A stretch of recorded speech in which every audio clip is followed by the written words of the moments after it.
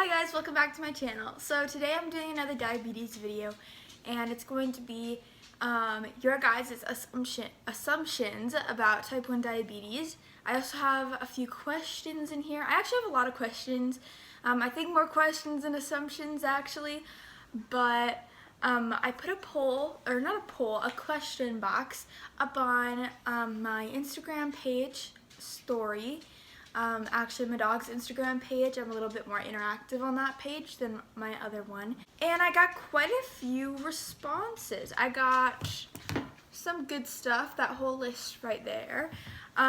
Many of them are, they go hand in hand, so I kind of narrowed them down to just a few more assumptions. A lot of them have to do with, diet and stuff, as you would expect with diabetes. So I'm going to answer these assumptions. So the first assumption was that needles hurt. After that, the person that put that needles hurt said, well, obviously all needles hurt. But yes, needles hurt. I think when I was doing the shots, like when I was first on shots and injections and stuff for insulin, I think that it was my arms are pretty used to the needles right by now, and I think I am too. I think I know that, it's temporary pain. It's not pain that's gonna last me, the full time my pump's on, the full time my Dexcom's on. It's like pain that should last at most a couple minutes. That it's worse when you are younger. On the aspect of communication, maybe, and the aspect of mindset, maybe, I don't know, I guess it just depends on your mindset. As far as like type 1 diabetes as like a whole, like it's like medically worse, or like, I don't know how to explain it. It's not, it's the same, but for different reasons, I guess it could be worse when you're younger. That people often confuse the two types. Yes. Yep. Yeah. That's for sure. People confuse the two types all the time, and it's honestly really annoying because they are not the same, but we will get into that at a different question. So many people get the two types mixed up, it's insane, and it definitely makes us type 1 diabetics very angry when that happens. It does not take up that much time in the day. It really depends on the day. It depends on what your blood sugar is doing. That it's either really serious or not serious at all. No, diabetes, the whole range of type 1 diabetes, it's all the same seriousness, Now, if you're talking about DKA, diabetic ketoacidosis, which was what I was in, when I was diagnosed. Now, those have different levels of seriousness, depending on where your blood sugars are at when you're in DKA, how high they get, what your A1C was at. So for DKA, yes, but for diabetes, like type 1 diabetes as a whole, no, it's all pretty much the same. Life free of sweets/snacks. I got this one a lot, like you can't eat sugar. It's like it comes from eating unhealthy sugary diets. That's a very, very common assumption about type 1 diabetes. But type 1 diabetes is not actually from eating unhealthy, from being overweight, a lack of exercise. It's not that at all. That's type 2 diabetes. So I'll get into that in a bit, but that is not it at all. I can eat whatever I want, whenever I want. I just have to take insulin for it. Like, if I wanted to eat some candy right now, I could eat some candy right now. I just need to take insulin for the amount of carbs that's in the candy, So I'm not life-free of anything like that, and I don't have to watch what food I eat. I can eat as much as I want. I can eat as much as anything I want. I just, I need to take that insulin for it. Can be reversed with time. No. Type 1 diabetes is a lifelong disease, unfortunately. There is no cure to type 1 diabetes. Type 2 diabetes is, in fact, reversible. But not type 1. Type 1 is not reversible. You have it for life. It's genetic. Yes, it is genetic. Type 1 diabetes is a genetic disease. It is an autoimmune, which makes it so much different from type 2 diabetes. So keep in mind that when someone says that they're a type 1 diabetic, just remember that they do not do anything to get type 1 diabetes. They had the genes for it. It was inevitable. They couldn't have stopped it.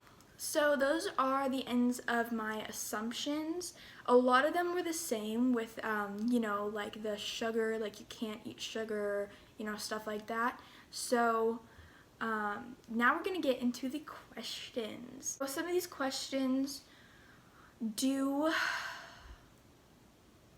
coincide with the assumptions, but I'm just going to go through them. I'm going to answer them. This is probably going to be a really long video actually, so I hope you guys are fine with that. Question number 1. Do you have to take insulin? Yes, I have to take insulin. Every single time I eat, I have to take insulin. There are insulin to carb ratios, so I get 1 unit of insulin for every 16 carbs at breakfast, and that's the same for lunch, and I get 1 unit of insulin for every 18 carbs at dinner. Now eventually that'll keep changing.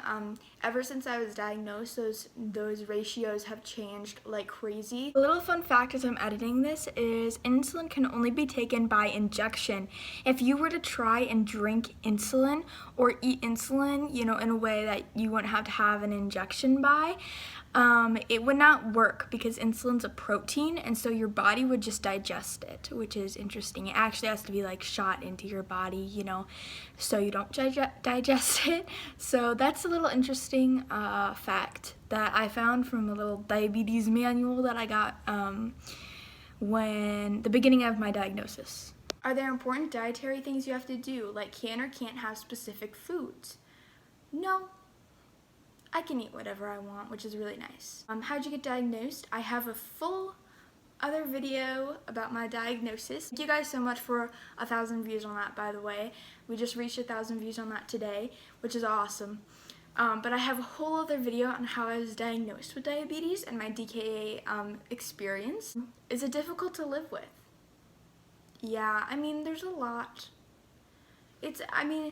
I'm pretty okay with it, actually. I am fine with everything that I need to do in order to survive, but there's a lot to do. There's a lot to type 1 diabetes, and it is definitely a hassle sometimes, I think having my pump and having my Dexcom, all the technology that we have today, it's made it so much easier to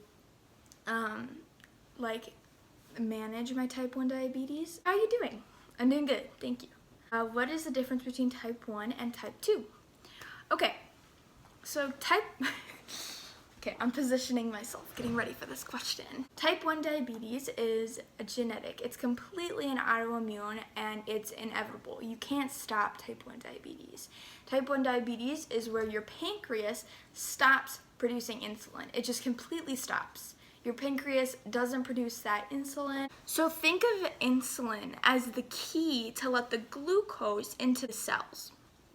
So we have our insulin, we have our blood cells, and we have our glucose through the bloodstream. We need to get that glucose into the cells. So the insulin acts as a key to get that glucose into the cells. Without insulin, your glucose builds up in your bloodstream, and that's what gets you such a high blood sugar. So like when I was in DKA, my blood sugar was 700. I didn't have insulin going through my body, like unlocking those cell doors to get my glucose into my cells. I had no insulin, so my glucose was just building up within that bloodstream, which brought my blood sugar to 700. Recap of type 1 diabetes: it's an autoimmune, it's genetic, and it's where your pancreas completely stops producing insulin. Type 2 diabetes is completely different.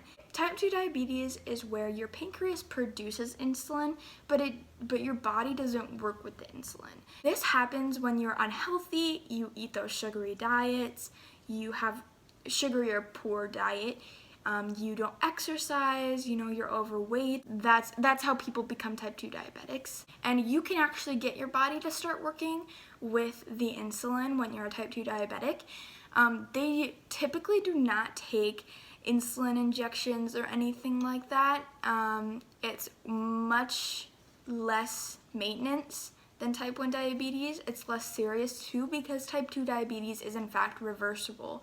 Type 1 is not. You can get your body to start working with your pancreas if you actually start exercising, you improve your diet, you lose some weight, then you can start getting your body to work with your insulin. Type 2 diabetics often take just pills. That's all they have to take. It's much less low maintenance. It's not as serious as type 1. It's completely different. Do you ever get annoyed because of type 1 diabetes? Yes. And since it is a lifelong thing, I'll have many of those days.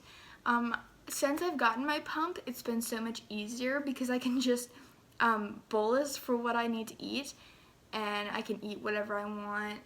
When I was on shots, it was a little bit harder to eat so much because I'd have to take a shot, I'd have to take a shot, and that was not very enjoyable, obviously. Who wants to give themselves shots? Not me, that's for sure, even though I have to do it. Does it actually happen because of bad eating habits or obesity? No. What causes it, and is it something that is preventable? What causes it is literally, I guess, really nothing causes it. It's genetic, so it's an autoimmune. You just have it.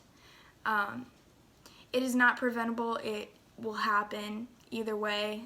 So,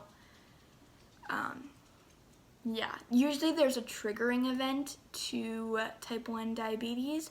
So, when I was in DKA, they thought that my trigger event could have been COVID-19 that, triggered off that diabetes, that type 1 diabetes inside of me. It was not that. They tested me for the antibodies. I had no antibodies, so that was not my triggering event. Do you have it? Yeah, I have type 1 diabetes. Is there a spectrum for seriousness? Seriousness for each person with diabetes? Is it different for each person? No, it's all the same. To elaborate on that very vague response I just gave, type 1 diabetes as a whole does not have a serious spectrum, but for DKA, yes. I mean, you can be in more serious stages of DKA than others, but for diabetes, or for type 1 diabetes in itself, no. That is all for today's video. Thank you for all of the assumptions and questions.